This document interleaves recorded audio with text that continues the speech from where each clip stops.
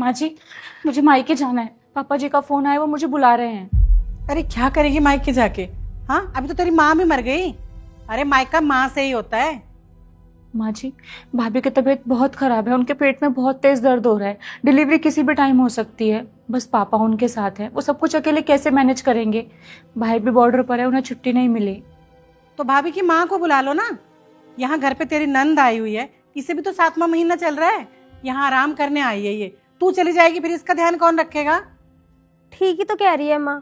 भाभी, आपकी मम्मी तो है नहीं, तो मायके जाना क्यों है आपको? और आप चली जाओगी तो मेरे खाने पीने का ध्यान कौन रखेगा?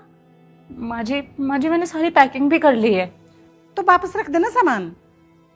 माँ जी, आप समझते क्यों नहीं है? मेरा वहां जाना बहुत जरूरी है। भाभी की माँ को इसलिए नहीं बुला रहे क्योंकि उनकी अक्सर तबीयत खराब रहती है, इसलिए पापा मुझे बुला रहे हैं।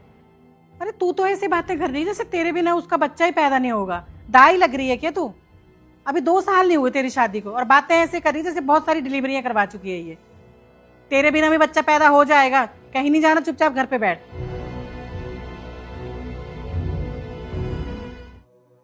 हेलो बेटी, मैं तेरी भाभी को लेके हॉस्पिटल आ गया हूँ। तू निकल गई ना घर से? तू आ जाएगी तो अच्छा रहेगा। ऐसे में एक औरत का होना बहुत जरूरी है तेरी भाभी के पास। पापा, वो मैं आ नहीं पाऊंगी। मेरे ससुराल वाले मुझे आने नहीं दे रहे। अच्छा, कोई बात नहीं बेटा। वैसे तेरी भाभी की माँ को फोन कर दिया है, वो आती होंगी।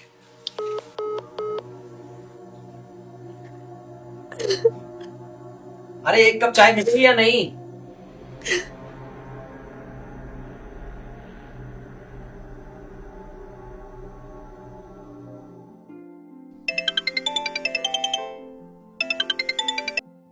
बेटी बधाई हो।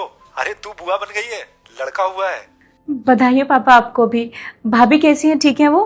हाँ हाँ ठीक है, ले बात कर ले अपनी भाभी से। हेलो भाभी, ठीक हो आप? अभी तो हाल ठीक है, पर जब हाल बुरी थी तब कोई अपना मेरे साथ नहीं था। खैर, मेरी माँ और मेरी मौसी आ गई है मेरे पास, और मैंने सुना है कि आपके ससुराल वालों ने आपको आने नहीं दिया। लेकिन अब तो आने देंगे ना, नेग लेने के लिए।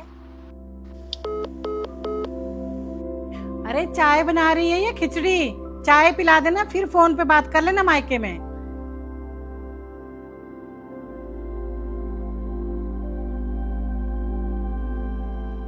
मायके से फोन आया था? हाँ जी मम्मी जी, वो भाभी को लड़का हुआ है। अरे वाह भाभी, आपको तो तगड़ा नेक मिलेगा, एक ही तो हुआ उसकी।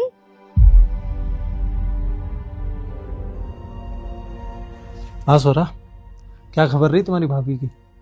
लड़का हुआ है। अरे वाह, बधाई हो। भाभी तो ठीक है?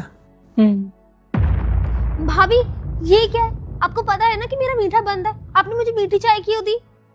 माँ, आप देख रही हो आपके रहते हुए ये हाल है, आप नहीं होगी तब क्या होगा मेरा?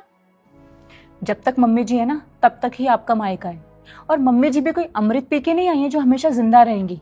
और सच कहा आपने, मम्मी जी के जाने के बाद आपकी इस घर में कोई वैल्यू नहीं होगी, और ना ही आपको इस घर में आने की जरूरत होगी।